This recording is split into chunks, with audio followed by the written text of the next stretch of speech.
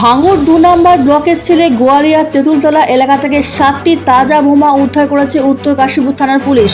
আইএসএফদের অভিযোগ, তৃণমূলরা এলাকায় বোমা মজুত করেছে ভোটের কাজে ব্যবহার করার জন্য এবং আইএসএফকে দমানোর জন্য। অন্যদিকে তৃণমূলের অভিযোগ, আইএসএফ বোমা মজুত করেছিল তৃণমূলকে মারার জন্য।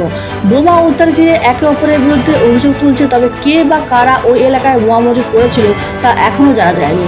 বোমা উদ্ধারের পর তদন্ত শুরু করেছে উত্তর কাশীপুর থানার পুলিশ। প্রায় তল্লাশি জারি রেখেছে পুলিশ এবং কেন্দ্রীয় বাহিনী। আতঙ্ক ছড়িয়েছে এলাকায়। ব্যুরো রিপোর্ট, বাংলার কণ্ঠ।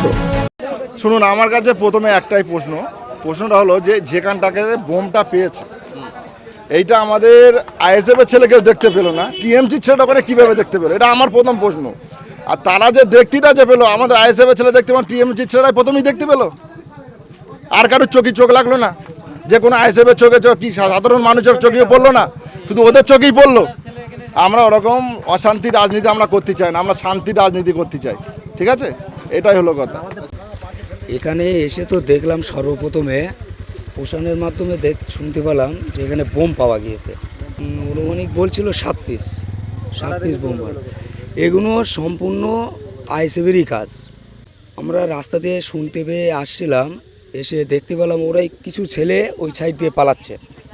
ওদেরই কাজ এই কাজগুলো।